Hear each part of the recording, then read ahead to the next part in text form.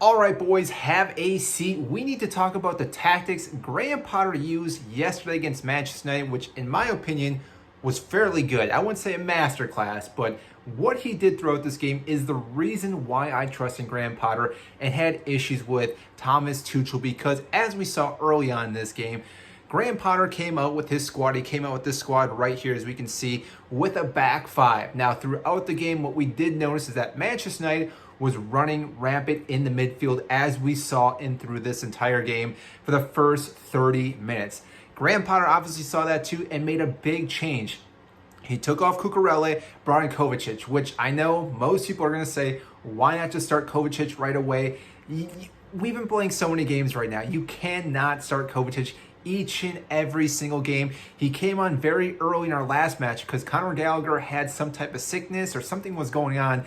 I don't think Kovacic was supposed to play that match, if maybe 15, 20 minutes, but he ended up playing almost a full match in that game, which again, Graham Potter then was almost forced to rest him in this match, which obviously if he had the option, he could have rested him in the last match, start him against Manchester United, this would have been a whole different story. But that being said, the fact is he then changed from a back five to a back four, which again, we saw a massive difference. Even in our midfield then, we almost changed to a diamond formation as well. Mason Mount kind of following where Casemiro was going as well, because during this match, Casemiro was dictating this entire game. I would consider him man of the match. I can't remember if he was actually given the man of the match, but I think he should have, scoring the goal that he did late on. But because Graham Potter did these tactical changes, we then saw Chelsea control more of this game. Now, that being said, we still did not create as many chances as I was hoping we would with the players that we have on this pitch. Obviously, Graham Potter still needs to go out and do some changing with that. But again, the fact that he was making some of these subs throughout the entire match and even very early on, because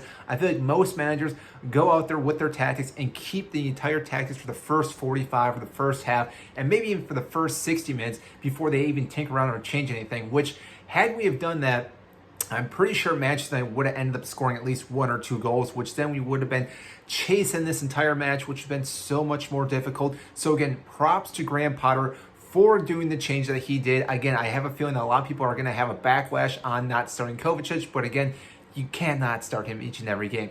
That being said, then we do go up and win we go up 1 goal in 87th, 88th minute with the Jorginho penalty, which I'm really surprised that was called. I've seen worse fouls inside the box on crosses. Again, I remember Harry Maguire tackling a player from Chelsea last season, nothing called. So again, I was quite surprised. Maybe a little bit light, but again, it was warranted. It was a foul in the box.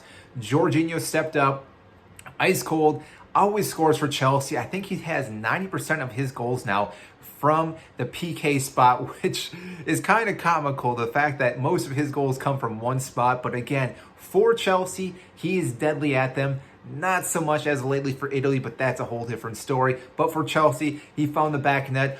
Unfortunately, though, Manchester United did come back and score a late goal. Casemiro scoring that header, which was so close to not crossing the line. But again, technology showed that it was maybe an inch or two past the line, which I think this was the right result for both teams, because going into this match, if you had told me that we were going to get 1 point from Manchester United with the form that they've been having, I would have been greatly happy with that. Yes, I know they got battered by Manchester City. They've lost to Brentford. They lost to Brighton early on the season. But since then, they've been looking like a very, very solid team. Erik ten Hag has definitely gotten his players performing very well at Manchester United.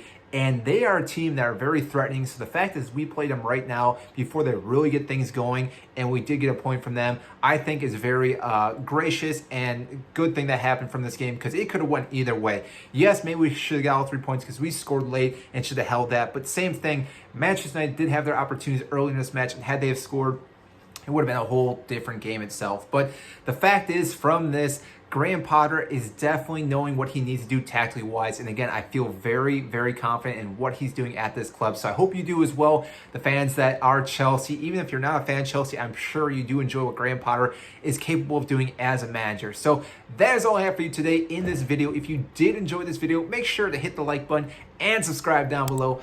I greatly appreciate that. It helps get this video to more and more fans such as yourself. And that is it. And I will see you next time.